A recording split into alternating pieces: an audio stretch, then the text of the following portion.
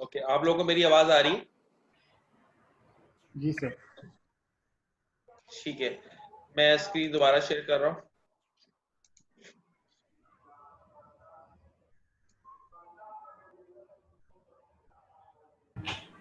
ये स्क्रीन आप लोगों को नजर आ रही है? जी सर। ठीक है। Yes sir. अच्छा जी, आर्किटेक्चर से जरा आगे बढ़ते हैं। अब देखते हैं यूजर इंटरफेस। ठीक है, user interface defines the way the customer interact with the software and how the software respond to the input. ठीक है, ये बेसिक डेफिनेशन है। एक और किताब में मैं देख रहा था, ये वहां से मुझे दूसरी चीज मिली है। The goal of this phase is to define the set of interface objects and actions that is control mechanism that enables the user to perform desired tasks, indicate how these control mechanisms affect the system, specify the action sequence of tasks and subtasks, or also so called user scenarios. इसको जरा discuss करते हैं। अच्छा, आपने architecture जो है उसकी हमने बात कर ली, वहां से हम आगे बढ़ गए। एक बहुत बड़ा मसला है, वो मसला ये है कि हम यूजर इंटरफेस जो है उसको कितनी इंपॉर्टेंस दे रहे हैं। ठीक है, अनफॉर्चुनेटली हमारे यहाँ एनवायरनमेंट के अंदर, जो अमूमन यूनिवर्सिटीज में भी है और बाकी जगहों पे भी है, यूजर इंटरफेस को हमेशा कम इंपॉर्टेंस दी जाती है। इवन जो डेवलपर माइंडसेट है उसके अंदर यूजर इंटरफेस की वैल्यू कम होती है compare to the actual business logic जो कि पीछे चल रही होती है। मैं ये बात सही कह रहा हूँ या गलत कह रहा हूँ?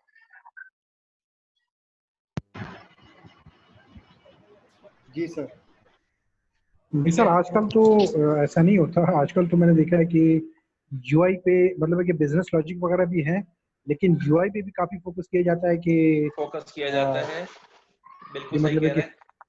अच्छी दिखने में एप्लीकेशन हो, और इसी बिल्कुल। की चीज़ों को तो होती है सर आजकल कंसिडरेशन में। अब पहले इतनी नहीं होती थी, लेकिन आजकल बहुत इसको कंसिडर किया जा रहा है। बिल्कुल सही है, मैं उसी तरफ लाना चाह रहा था कि पहले हमारे यूआई इंजीनियर्स की कोई जो जॉब रोल था वो एग्जिस्ट करता नहीं था। अब यूआई इंजीनियर्स का जो जॉब रोल है या यूआई का जो डिपार्टमेंट है वो प्रॉपरली बड़े डोमेन्स के अंदर एग्जिस्ट करना शुरू हो गया है, जो कि एक अच्छी बात है। सही है। इसका रीजन सबसे बड़ा ये है कि जो एंड यूजर होता है, जो बिजनेस यूजर होता है, उसको तो आपकी फ्रंट एंड एप्लीकेशन नजर आ रही है, उसको ये नजर नहीं आ रहा कि आपके पास आगे क्या चीजें हैं, उसके पीछे बिजनेस लॉजिक्स किस तरह की हैं, वो सर्वर से कनेक्ट कैसे हो रही है, किसी को नजर नहीं आ रही है चीजें। सामने जो चीज नजर आती है वो सिर्फ नजर आती है आपकी यूआई, और ये नजर आता है कि आपने जो उसका यूजर सिनेरियो है वो कैसे डेवलप किया है। एक एप्लीकेशन है जहां पे लोग जाकर अपनी जॉब अप्लाई करते हैं। ठीक है, और वहां पे डिफरेंट जॉब्स आई भी होती हैं, वहां जाके वो अप्लाई करते हैं, उसके हिसाब से वो लेके आगे बढ़ रहे होते हैं। उस जगह पे, उस सिचुएशन के अंदर, अगर आपसे कोई यूजर से ये रिक्वायरमेंट की जाए कि भाई ये जॉब फॉर्म है, ये जॉब फॉर्म आप फिल करें और उसके बाद अपना रिज्यूमे अपलोड कर दीजिएगा, और वो फॉर्म जो है उसके अंदर बहुत सारी इंफॉर्मेशन है जो कि एक यूजर को डालनी पड़ेगी। ऑन द कॉन्ट्ररी दूसरा एनवायरनमेंट ये है कि आपसे वो ये कहता है कि भाई आप सिर्फ अपना नाम और ईमेल एड्रेस डालें और अपना रिज्यूमे अपलोड कर दें। और वो ये करता है कि जैसे यूजर आपका रिज्यूमे अपलोड होता है, वो आपके रिज्यूमे जो है आपका डॉक्यूमेंट को, उसको वो पार्स करता है, और पार्स करने के बाद जो रिक्वायर्ड फील्ड उसको चाहिए वो रिक्वायर्ड फील्ड खुद ही से फिल कर देता है, और कहता है भाई इसमें से कोई एडिटिंग करनी है तो बता दो। एक दूसरा ऑप्शन ये वाला। तीसरा ऑप्शन ये है कि वो ये बोलता है कि भाई आपके पास आपकी कोई लिंक्डइन प्रोफाइल है, तो लिंक्डइन प्रोफाइल जो है आपकी, उस लिंक्डइन प्रोफाइल को मुझे कनेक्ट कर दे, मैं बाकी सारी चीजें वहां से पिक कर लूंगा, और वहां से पिक करने के बाद आपका जो रिक्वायर्ड फील्ड्स होती हैं वो वहां से फिल करता है और आपको बोल देता है भाई इसको मैं कुछ एडिट करना है तो बता दो। एक एंड यूजर के लिए आसान रिक्वायरमेंट कौन सी होगी? लास्ट टू रिक्वायरमेंट्स मेरे हिसाब से आसान होगी। इसके अंदर या तो वो एंड यूजर अपना रेज्यूमे, अपना प्रोफाइल अपलोड कर रहा है, और सिस्टम उसको पास करके वो इन्फॉर्मेशन फील्ड में फिल इन कर देता है, पूछ लेता है कि भाई इसमें कोई चेंज है तो वो कर लो। दूसरा, वो लिंक्डइन से कनेक्ट करता है और लिंक्डइन के ऊपर कनेक्ट करके वो ये करता है कि आपकी सारी इन्फॉर्मेशन आपकी प्रोफाइल से पिक करता है और वहीं से लाके यहाँ पे डाल देता है। सो यूजर के पर्सपेक्टिव से देखा जाए तो ये दो एनवायरनमेंट जो है वो बहुत अच्छे हैं। सवाल जो इसके ऊपर है वो ये है कि यहाँ पर किस तरह के रिस्क अकर हो सकते हैं, कौन से रिस्क आप फोर्सी करते हैं कि यूजर इंटरफेस के फेस के ऊपर, या जो हम एक एक्टिविटी कर रहे हैं यूजर इंटरफेस की, हम वहां पर इनकर कर सकते हैं जिसको बचाया जा सकता है।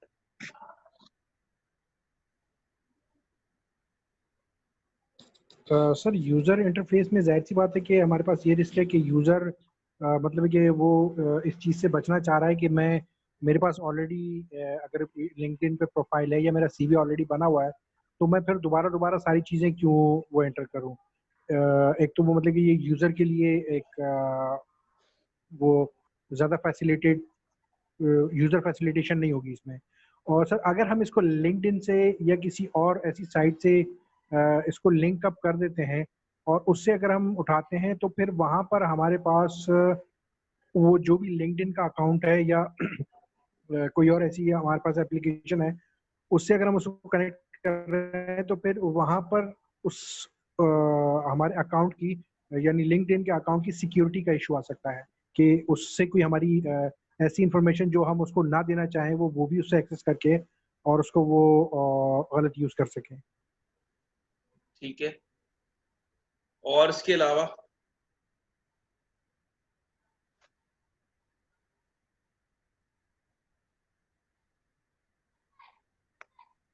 और क्या हम इसमें यूजर इंटरफेस डिजाइन के टाइम के ऊपर हम और मिस्टेक्स क्या कर सकते हैं?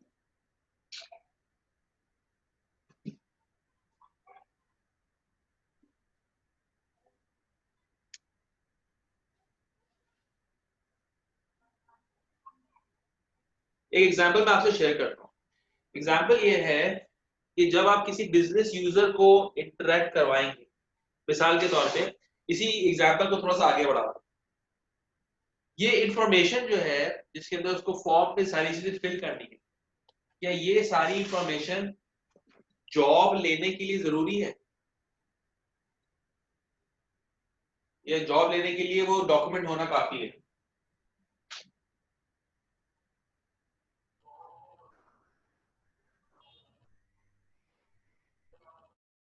आप लोगों को आवाज आ रही है? जी सर। जी, मेरा सवाल ये है कि ये जो सारी इंफॉर्मेशन होती है, जो अमूमन आपको बहुत लंबे लंबे फॉर्म्स फिल करने पड़ते हैं कि आपने मैट्रिक कहाँ से किया, उसमें आप कौन से ईयर से कौन से ईयर तक इनरोल रहे थे, आपका एजुकेशन इंस्टीट्यूट क्या था, वहां पे परसेंटेज क्या आई थी, क्या ये इंफॉर्मेशन जॉब लेने के लिए जरूरी है, या जो डॉक्यूमेंट आप अपलोड कर रहे हैं वो जरूरी है?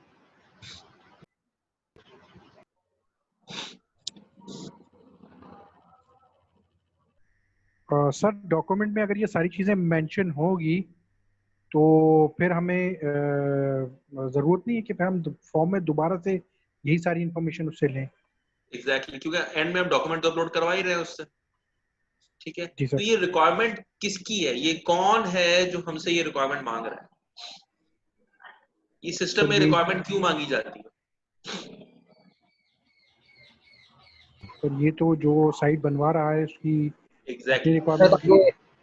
उसी हिसाब से प्रायोरिटाइज कर सकें चीज़ों को, पीछे के फना बंदा इस जॉब के डेजिग्नेशन के हिसाब से फिर वो करता है, रिजर्व करता है, और मतलब ये सारी प्रोसेस कैटेगरी डिसाइड करने की। बिल्कुल सही है, लेकिन वो सारी चीजें तो आपकी रिज्यूमे में भी लिखी हुई है, और इवेंचुअली जो भी आपको इंटरव्यू करेगा या जो भी आपको जॉब ऑफर करेगा वो आपका रिज्यूमे जरूर पढ़ेगा। Yes sir. ठीक है, ये रिक्वायरमेंट आ रही है फ्रॉम द पीपल जिन्होंने बाद में आगे जाकर किसी अपने HRIS के अंदर इस यूजर को एज एन एम्प्लॉय रजिस्टर करना होगा। आप समझ रहे हैं बात? मिसाल ले लेते हैं, एक शख्स है, आज मैं एक जगह अप्लाई करता हूँ जॉब के लिए, अभी मैंने अप्लाई किया हुआ है और मेरा जो स्टेटस है वो एम्प्लॉय स्टेटस नहीं है, मैं कैंडिडेट हूँ।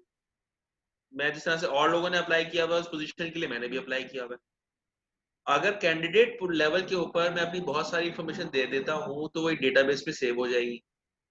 अच्छा, आगे जाके अगर फॉर एग्जांपल मेरे इंटरव्यूज होते हैं, इंटरव्यूज होने के बाद मैं पोजीशन पे लॉक हो जाता हूँ, तो लॉक होने के बाद मैं एक एम्प्लॉय बन जाऊंगा। जब मैं एम्प्लॉय बन जाऊंगा तो मेरी जो रिक्वायरमेंट है वो सारी जो इंफॉर्मेशन है वो किसी ना किसी इंटरनल एचआर मैनेजमेंट सिस्टम के अंदर या एचआर इंफॉर्मेशन सिस्टम के अंदर जानी चाहिए। तो ये जो रिक्वायरमेंट मैंने कैंडिडेट के टाइम के ऊपर फिल की थी, वो जो इंफॉर्मेशन थी वो सारी इंफॉर्मेशन मेरे एम्प्लॉय पोर्टल के अंदर चली जाएगी। टाइम किसका सेव हुआ? टाइम सेव हुआ एचआर डिपार्टमेंट में उस आदमी का जिसका काम था कि इस इंफॉर्मेशन को टाइप करे। ठीक है, अब वो इंफॉर्मेशन जो है किसी डॉक्यूमेंट को पार्स करने के बाद वहां तक पहुंची, लिंक्डइन से वहां पर पहुंची, वो बात का मामला है। लेकिन ये रिक्वायरमेंट असल में जॉब से रिलेटेड नहीं थी, ये रिक्वायरमेंट फ्यूचर से रिलेटेड थी कि उसके अंदर क्या हो सकता है।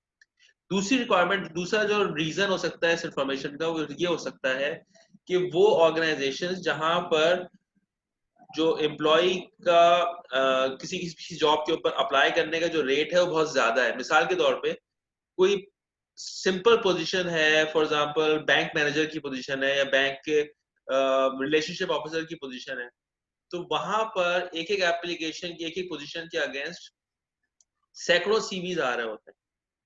उन सैकड़ों सीवीज को इवेल्युएट करने के लिए आपको ट्रेंड एनालिसिस करनी पड़ती है कि यार कौन से लोग हैं। अच्छा, इसमें से बताओ ये 200 लोगों ने अप्लाई किया, 200 लोगों में से एमबीए कितने लोगों ने किया हुआ है?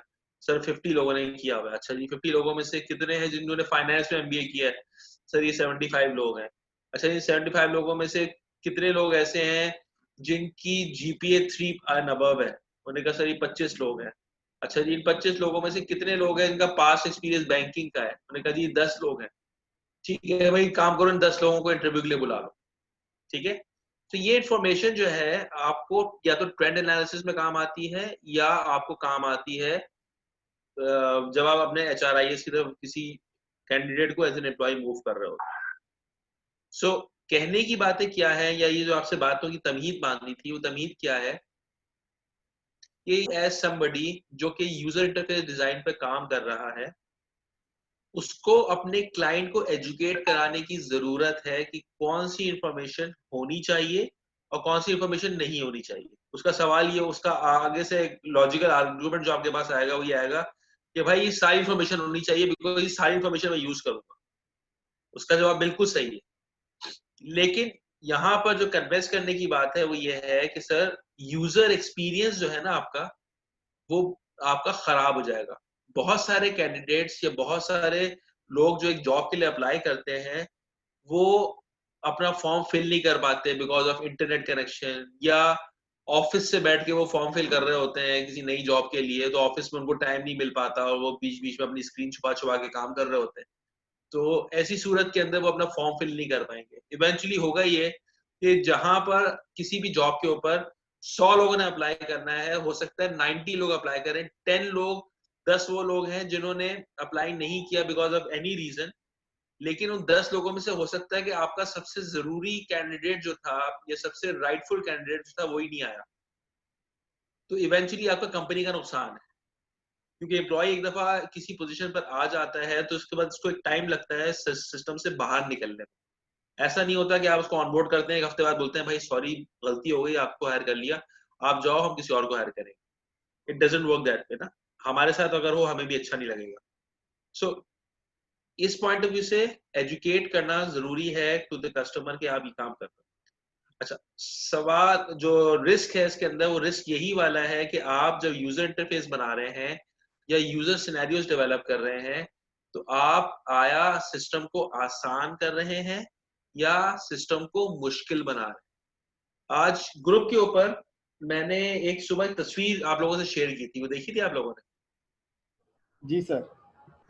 जिसमें एक माँ बाप हैं जो एक बच्चे के क्रेडल के पास खड़े हुए, कॉट के पास खड़े हुए, और उसके ऊपर जो है ना एक छोटा सा टॉय है वो लटका हुआ है, और उसमें कुछ कार्टून कैरेक्टर्स हैं जो घूम रहे हैं और उसकी म्यूजिक बज रही है, तो माँ कह रही है कि जी ये तो मुझे बहुत खूबसूरत लग रहा है, बहुत अच्छा लग रहा है, और बाप कहता है हाँ मुझे भी बहुत अच्छा लग रहा है। वो चीज यूजर इंटरफेस है। यूजर एक्सपीरियंस जो है वो ये है कि जो बच्चा नीचे लेटा हुआ है उसको नीचे से क्या नजर आ रहा था, ठीक है। सो हमें इन दोनों चीजों के दरमियान जो ट्रेड ऑफ है ना, हमें उसको भी देखना है कि एप्लीकेशन बहुत खूबसूरत तो आपने बना दी, लेकिन अगर उसके दरमियान जो आपका यूजर इंटरफेस है, सॉरी जो यूजर एक्सपीरियंस है जो कि सिनेरियोज के थ्रू बनता है, आपने अगर वो सिनेरियो अच्छे नहीं रखे हुए, तो आपकी एप्लीकेशन जितनी ही अच्छी क्यों ना हो, वो यूजर के लिए दर्द, सर का दर्द ही होगी, इसके अलावा कुछ भी नहीं होगा, ठीक है। इवेंचुअली आपका जो ट्रैफिक है वो वहां से खत्म हो जाएगा। Just to close my discussion, अब आजकल दुनिया भर में सबसे ज्यादा काम जिस चीज के ऊपर हो रहा है वो इस बात पे हो रहा है कि किस बंदे को क्या चीज देखने में, सुनने में, महसूस करने में अच्छी लगती, और बाकी तमाम सिनेरियोज, तमाम जो बिजनेस स्ट्रेटजीज हैं वो उसके इर्द गिर्द डेवलप की जाती है। उसकी एग्जांपल मैं आपको दे देता हूँ। उसकी एग्जांपल ये है कि आप बाजार जब जाते हैं तो पहले, आज से 5 साल, 10, 6, 7 साल पहले, जो बाजार में कपड़ों के लिए डमीज होती थी वो एक टाइप की डमी होती थी जिसके ऊपर कपड़े पहनाए हुए होते थे, ठीक है। चाहे मेल मेल हम बात कर लें या फीमेल बात कर लें, एक ही तरीके की डमीज होती थी जिसके ऊपर हो रहा होता था। अब आजकल अगर आप नया ट्रेंड देखें या अगर आप अच्छे ब्रांड्स के साथ जाके शॉपिंग कर रहे हैं, तो वहां पे जो डमीज हैं वो भी आपको मुख्तलिफ शेप्स की नजर आएंगी। मिसाल के तौर पे एक ब्रांड है जिसका नाम है कैम्ब्रिज, ठीक है। कुछ अर्सा पहले मैं वहां पर फैमिली के साथ कुछ सामान, शर्ट्स वगैरह लेनी थी, मैं इसलिए वहां पर गया। मैं अभी सोच रहा था कि यार मेरी तोन थोड़ी सी निकल आई है, तो ये शर्ट मैं लूं तो इस पहनने के बाद कैसी लगी। अभी मैं सिर्फ सोच ही रहा था कि मेरे साथ में जो सेल्समैन खड़ा था उन्होंने कहा कि सर ये देखिए डमी लगी हुई है, ये देखें इसको, आपको ये कैसी लग रही है। वो डमी एक्चुअली एक तकरीबन तोंद वाले आदमी की डमी थी, कि ये शर्ट या ये जो फैब्रिक है या ये जो टेक्सटाइल का एलिमेंट है, ये चीज पहनने के बाद कैसी लगेगी उन लोगों के लिए जो थोड़े से चबी हैं अपनी फिगर, ठीक है, थोड़े से बल्की हैं अपने फिगर के अंदर। सो ये सब इसलिए हो रहा है कि यूजर एक्सपीरियंस के ऊपर बहुत ज्यादा काम हो रहा है। तो इस पूरे केस के अंदर सबसे बड़ा जो रिस्क मुझे नजर आता है वो नजर ये आता है कि हम यूजर या तो इंटरफेस अब इतना खूबसूरत बना दें कि सिनेरियोज की तरफ से हमारी अटेंशन कम हो जाए, या सिनेरियोज को हम इतना सिंपल करने की कोशिश करें लेकिन हमारा जो यूजर जो है, यूआई जो है हमारा, वो उसके वहां पे हम मार खा जाए। तो ये तमाम चीजें हैं जिसके ट्रेड ऑफ के अंदर हम किसी किस्म का कोई रिस्क अकर कर सकते हैं। मेरा सवाल आप लोगों से ये है कि इस तरह का रिस्क कवर करने के लिए कि हमें इस तरह की कोई प्रॉब्लम्स ना आए, हम कोई गलत ट्रेड ऑफ ना कर लें, हमें करना क्या चाहिए?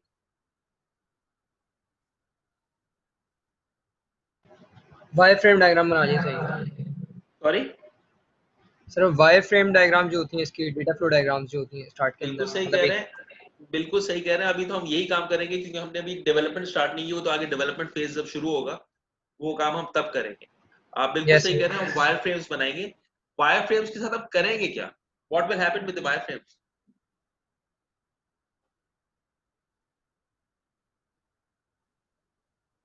सर इसमें नॉर्मली हम देखेंगे कि इस वक्त प्रोटोटाइप। जो क्या ट्रेंड्स चल रहे हैं, या सर्वेज कंडक्ट करेंगे या ऑनलाइन हम एनालिसिस करेंगे कि क्या चीज़ें हैं या क्या ऐसी यूआई की टेक्निक्स हैं जो यूज़र को अट्रैक्ट करती हैं, और क्या ऐसी चीज़ें हैं जो यूज़र के लिए जो है वो दर्द सर बनती हैं, तो हम उन चीज़ों को अवॉइड करेंगे। और बिल्कुल मॉकअप ठीक है, क्रिएट करेंगे। बिल्कुल मॉकअप्स को क्रिएट करेंगे। और आपने जो बात की कि हम उसकी सर्वे कंडक्ट करेंगे, बिल्कुल सर्वे भी हो सकते हैं। और मैं आपको एग्जांपल एक और देता हूँ। शान फूड्स का नाम सुना है आप लोगों ने? शान के जो मसाले हैं, जी सर। Yes sir. ठीक है, शान फूड्स अब तो खासा मॉडर्न हो गया। लेकिन अगर आपको उनके पुराने इश्तेहार याद हो तो उनके पुराने इश्तेहारों के अंदर आपको कोई इंसानी फिगर कभी भी नजर नहीं आएगी। कोई आदमी चलता फिरता, कोई चेहरा किसी का नजर कभी भी नहीं आएगा। बैकग्राउंड में आवाज नजर आएगी, सामने हो सकता है किसी का हाथ नजर आ रहा हो, किसी हांडी में जो है ना वो मसाला डालते हुए, लेकिन आपको कभी किसी का चेहरा नजर नहीं आएगा। अब तो खैर शान के एड्स के अंदर बहुत सारी चीजें ऐड हो गई हैं, लेकिन पहले ये सब कुछ नहीं होता। आपको पता है वो एड्स के साथ करते क्या थे? वो करते ये थे, और आपने फिर भी देखा होगा कि शान के जो मसाले हैं वो बड़ा मार्केट में अच्छी रेपुटेशन के साथ बेचे जाते हैं, नेशनल के होने के बावजूद। नेशनल हालांकि बहुत पुरानी है। वजह उसकी क्या थी? वजह उसकी ये थी कि जब वो वहां पे उनके ऐड बनते थे, जब वो ऐड फाइनलाइज हो जाता था, तो जो शान फूड्स के जो सेठ साहब हैं वो ऐड लेते थे और अपने घर लेके जाते थे, और अपने घर ले जाने के बाद जो उनके घर में मुख्तलिफ लोग, उनके खिदमत गुजार जो है, मतलब उनके घर में सफाई करने वाले, खाना पकाने वाले, ड्राइवर, उन सब के लिए एक अदर टीवी जो था वो बाहर लगा हुआ था कॉमन एरिया के, वहां पे वो ऐड चलाया जाता था और इन तमाम लोगों की दावत की जाती, इन तमाम लोगों को वहां बिठाया जाता था, वो नया ऐड उनको दिखाया जाता था और उनसे ये पूछा जाता था कि भाई तुम्हें इसमें क्या अच्छा लगा और क्या बुरा लगा। जितने लोग वहां बैठे होते थे उन्होंने इसकी 2 अच्छाइयां बतानी होती थी और 2 बुराइयां बतानी होती। उससे उनको जो फीडबैक मिलता था वो फीडबैक ये मिलता था कि एक आम आदमी जो पाकिस्तान के अंदर एग्जिस्ट करता है, जिसका एजुकेशन लेवल बहुत ज्यादा अच्छा नहीं है, वो मेरी कंपनी के एड्स को किस तरह से परसीव करता है, उसकी बेसिस के ऊपर वो उन एड्स की मॉडिफिकेशन होती थी, फाइनलाइज होते थे, वापस एड एजेंसी जाते थे, उसके हिसाब से चेंजेस की जाती थी। चेंजेस करने के बाद दोबारा से साइकिल चलता था और साइकिल चलने के बाद जो उनसे ऐड होता था वो, अब जो लॉक होता था वो उनके घर के जो मुलाजमीन थे वो उसको लॉक करते थे, और उसकी वजह से आप देखें कि उनके पास काफी अच्छा फीडबैक है। उनके जो एड्स होते हैं वो बड़ा क्लोज होते हैं एक आम घरेलू इन्वायरमेंट से। यहाँ पे हो क्या रहा है? यहाँ पे हो ये रहा है कि आपने उस चीज का, उसका एक्सपीरियंस उन लोगों से फीडबैक ले रहे हैं जो उसके एंड यूजर्स हैं, जो एक्चुअल उसको इस्तेमाल करने वाले हैं। तो जो सर्वे की बात आपने की थी वो बिल्कुल सही है। सर्वे अमूमन हम उन चीजों के लिए करते हैं जो कि पब्लिक डोमेन में होती है। हम जिन सॉफ्टवेयर को बना रहे होते हैं वो जरूरी नहीं होता कि वो पब्लिक डोमेन के सॉफ्टवेयर हो सकता है कि कोई कंपनी है जो अपने किसी यूज के लिए हमसे बनवा रही है, कोई इंटरनल सॉफ्टवेयर है, तो वहां पे शायद हम सर्वे नहीं कर रहे होंगे, या अगर हम सर्वे कर ही रहे होंगे तो हम उस कंपनी के उस स्टाफ से सर्वे कर रहे होंगे जो उसको एंड में यूज कर रहा है। जो चीज हम अमूमन मिस कर जाते हैं, हम यूएटी के ऊपर अपनी रिक्वायरमेंट को साइन ऑफ करवाने के पीछे ज्यादातर जो हमारी कोशिश होती है वो ये होती है कि कोई एक बंदा साइन कर दे किसी तरीके से। हम यूजर इंटरफेस के पॉइंट ऑफ व्यू से एंड यूजर को टच ही नहीं करते, हम सिर्फ पॉइंट इन कांटेक्ट जो भी होता है उस पॉइंट ऑफ कांटेक्ट पर्सन को उससे साइन लेते हैं और अपनी डेवलपमेंट फेज की तरफ मूव कर जाते हैं। इसकी वजह से हमारी एप्लीकेशंस या तो बहुत अच्छी बन जाती हैं या अच्छी होने के बावजूद भी अच्छी दिखती नहीं है या उनका एक्सपीरियंस अच्छा नहीं है। तो ये एक बहुत बड़ा रिस्क है जो कि मुझे यहाँ पे नजर आ रहा है।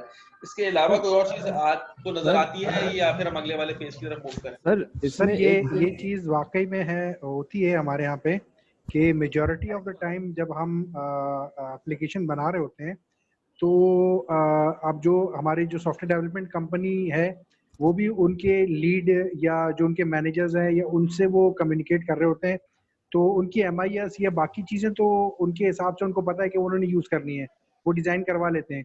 लेकिन एंड यूज़र अगर हम किसी पब्लिक डोमेन के अलावा किसी स्पेसिफिक एप्लीकेशन की बात करें तो बहुत कम होता है कि एंड यूज़र से कोई इंटरेक्शन हो या वो अपना फीडबैक दें कि नहीं इसमें ये चीज़ रखें या इस तरीके से ये चीज़ ज़्यादा फैसिलिटेट करेगी बजाय इसके कि यूँ करें। तो ये चीज़ ये तो लैकिंग होती है अमूमन।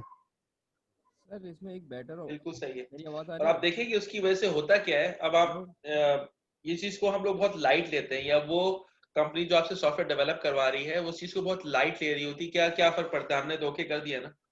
तो होता ये है कि जब इस तरह की कंपनीज के अंदर जब ये सॉफ्टवेयर रोल आउट किए जाते हैं और एंड यूजर उसको इस्तेमाल कर रहा होता है, तो वो अपने मतलब उसका कभी भी कॉन्फिडेंस आपकी एप्लीकेशन के ऊपर बहाल नहीं होता। सर मेरी आवाज आ रही है?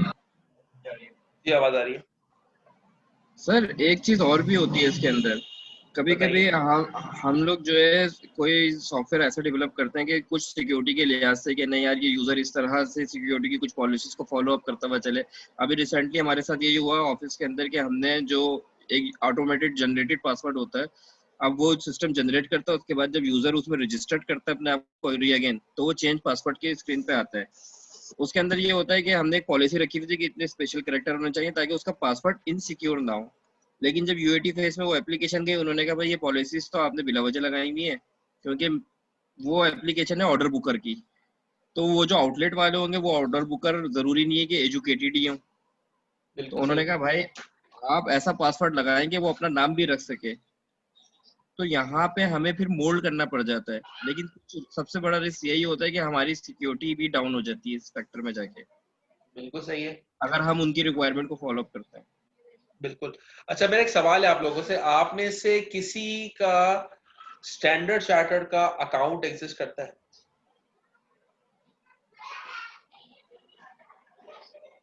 आप में से किसी के पास स्टैंडर्ड चार्टर्ड का अकाउंट है? नहीं सर। नहीं सर। Yes sir sir. 12 साल पहले था सर, सॉरी? 12 साल सर पहले था मेरे सर। अभी सर मेरे रिसेंटली पास है। ओपन करवाया, यूज नहीं किया। सर मेरे पास है। ठीक है। अच्छा, मैं स्टैंडर्ड चार्टर्ड का अकाउंट 2002 से इस्तेमाल कर रहा हूँ, ठीक है। उनकी ऑनलाइन एप्लीकेशन जो है उसका नाम है ब्रीज। अब उन्होंने वापस उसका नाम चेंज करके स्टैंडर्ड चार्टर्ड की बैंक ऑनलाइन बैंकिंग एप्लीकेशन रख दिया है उसका नाम। वो एप्लीकेशन दुनिया भर में जितने भी स्टैंडर्ड चार्टर्ड के अकाउंट्स हैं सब जगह वो एप्लीकेशन सेम चलती है। हाँ, सबके क्लाउड्स अलग अलग हैं, हर पाकिस्तान में क्लाउड उन्होंने अलग रखा हुआ है, यूरोप में क्लाउड्स अलग हैं एंड सो ऑन, लेकिन जो एप्लीकेशन है वो एप्लीकेशन सब जगह सेम चलती है। इसके अलावा मेरे पास और दूसरे बैंक्स के अकाउंट्स भी मौजूद हैं। मेरे पास फैसल बैंक भी है, मेरे पास HBL भी है, मेरे पास मीजान बैंक भी, मेरे पास और जो दूसरे बैंक्स हैं इसमें अलाइड बैंक है, सिल्क बैंक है, उनके अकाउंट्स भी मौजूद हैं। मुतवातिर मुख्तलिफ चीज़ों के लिए इस्तेमाल होते रहे। इनकी ऑनलाइन बैंकिंग का मैं आपको सिर्फ ये बताऊं कि स्टैंडर्ड चार्टर्ड की जो ऑनलाइन बैंकिंग है उसका इंटरफेस जिस तरह से आज से 5 साल पहले था, आज भी उन्होंने इंटरफेस वैसे का वैसे ही रखा हुआ है। मुझे कभी भी वो अननेसेसरीली पासवर्ड चेंज करने के लिए नहीं कहते, और जितनी भी सारी चीजें हैं उसके अंदर मुझे कोई अननेसेसरी जगह वो वन टाइम पासवर्ड या कुछ भी नहीं मांग रहे होते। मैं जिस तरह से पहले उसको यूज कर रहा था आज भी इसको वैसे यूज कर रहा हूँ। ऑन द कॉन्ट्ररी, मेरे पास जो दूसरे बैंक्स हैं, जैसे यूबीएल की मैं एग्जांपल दूं आपको, यूबीएल हो गया, फैसल बैंक हो गया, सिल्क बैंक हो गया, ये मुझसे हर 3-4 महीने बाद बोलते हैं यार आपका पासवर्ड एक्सपायर हो गया, अब नया पासवर्ड लाना है। सही है, जो कि सिक्योरिटी वाइज बहुत अच्छी चीज है, मेरा पासवर्ड एक नहीं होना चाहिए, लेकिन यूजर पर्सपेक्टिव से देखें तो मैं एक पासवर्ड में खुश हूं। मुझे एक चीज याद रखनी है, अब मुझे अगर हर 6 महीने बाद एक पासवर्ड याद करना है नया वाला, जो कि मुझे कहीं लिख के रखना नहीं चाहिए, और मैं हर 6 महीने बाद उसको नया पासवर्ड डालता हूँ, और मेरे ऊपर ये भी शर्त है कि मैं पिछले जो 5 पासवर्ड्स हैं उन पासवर्ड्स को इस्तेमाल भी नहीं कर सकता, रिपीट नहीं कर सकता, उसके ऊपर मेरी ये पास ये भी शर्त है कि जो पासवर्ड मैं रखूंगा उसमें मेरे नाम का कोई कॉम्बिनेशन एग्जिस्ट नहीं कर सकता, प्लस उसके अंदर अल्फाबेट्स भी होने चाहिए, स्पेशल कैरेक्टर भी होने चाहिए, नंबर्स भी होने चाहिए, और नंबर्स की सीक्वेंस में भी नहीं होने चाहिए। तो आप सोचेंगे मुझे जो पासवर्ड रखना पड़ेगा वो कितना मुश्किल होगा। आज अगर आप मुझसे पूछते हैं कि आपके पास सबसे कन्वीनियंट बैंकिंग आप कौन सी यूज करते हैं, तो मेरा आंसर होगा standard chartered.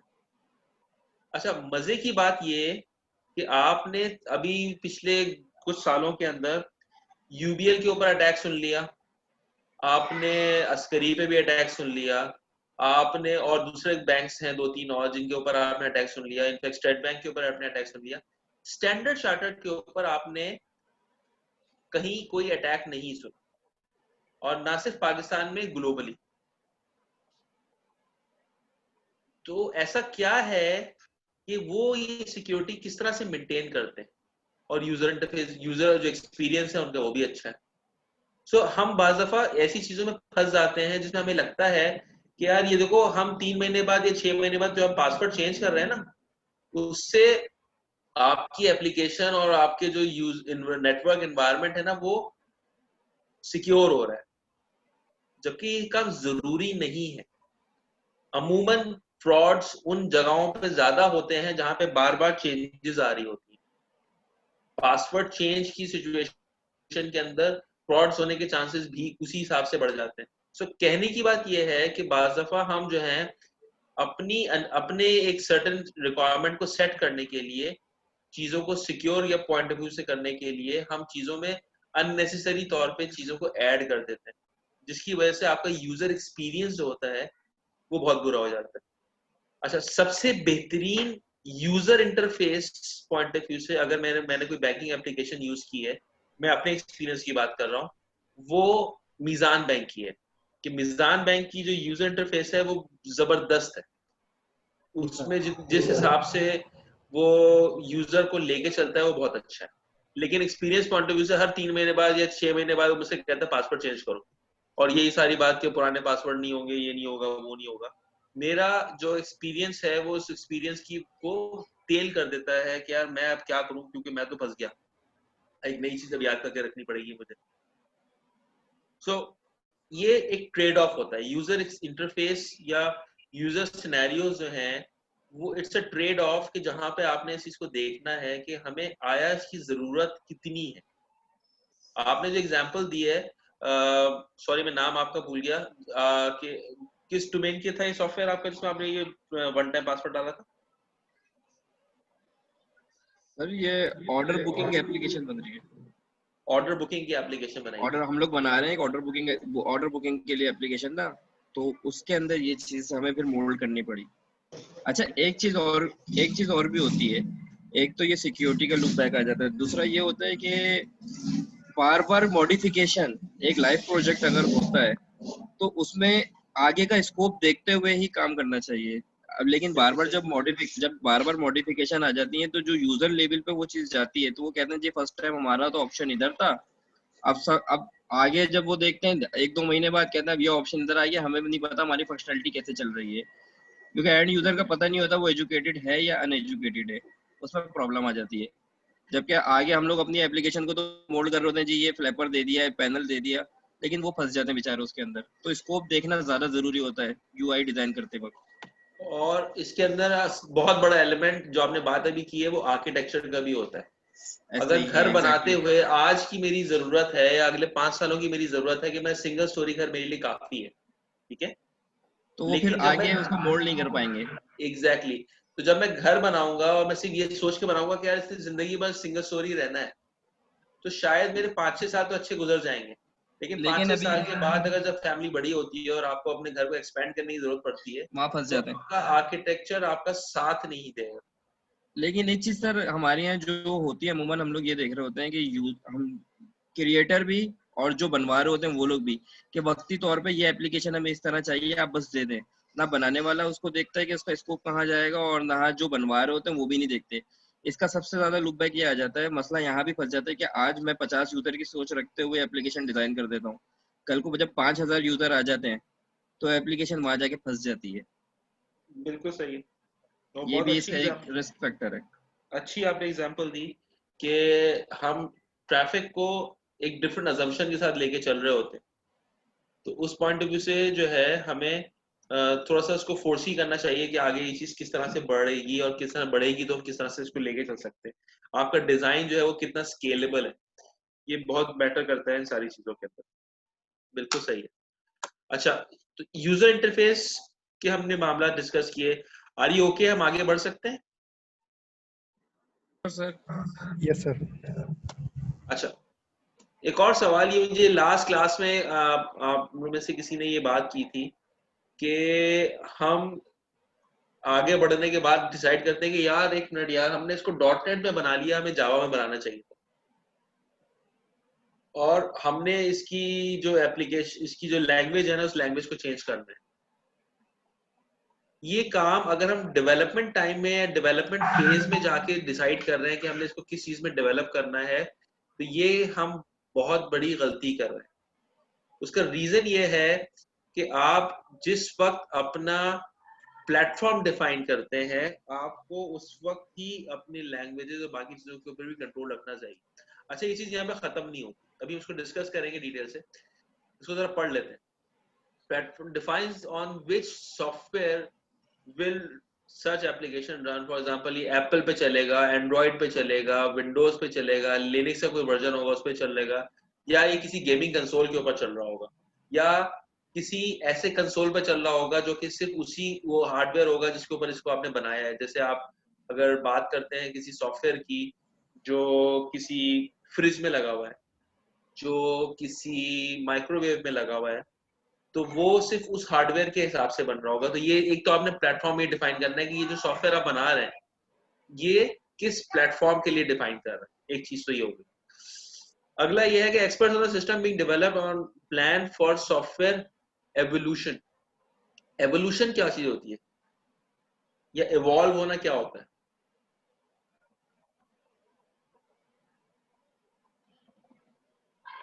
How would you define evolution?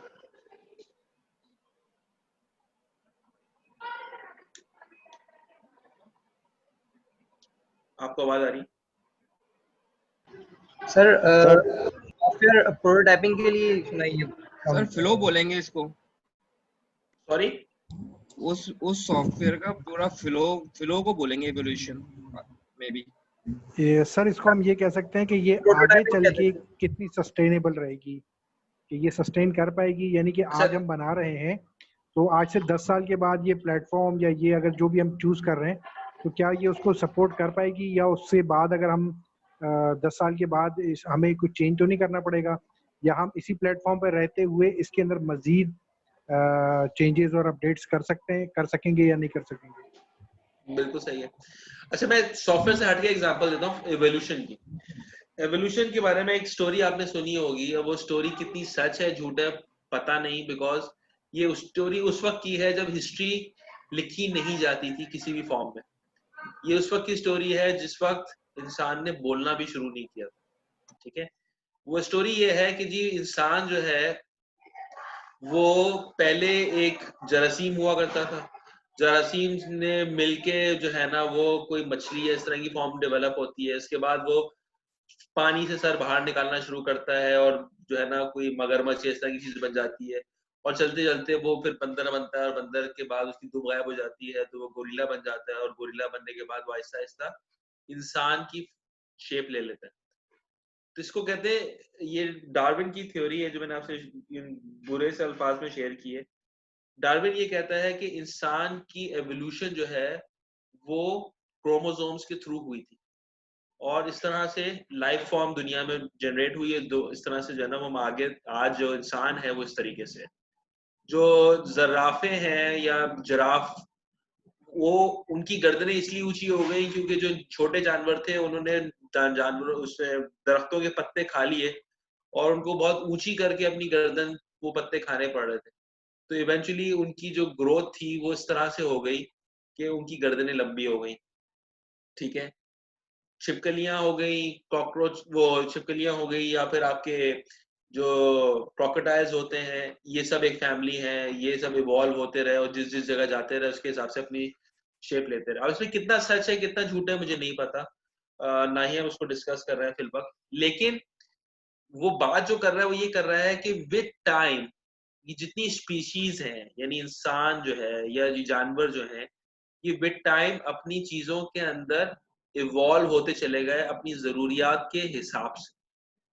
ठीक है, कुछ जगहों पे ये थ्योरी बिल्कुल सही होती है इन टाइम्स। जैसे अगर आप बात करते हैं खानों की बात करते हैं, तो पहाड़ी इलाकों में जिस तरह के खाने खाए जाते हैं, जमीनी इलाकों में शहरी इलाकों में उस तरह के खाने नहीं कम खाए जाते हैं। पहाड़ी इलाकों में आपको सब्जी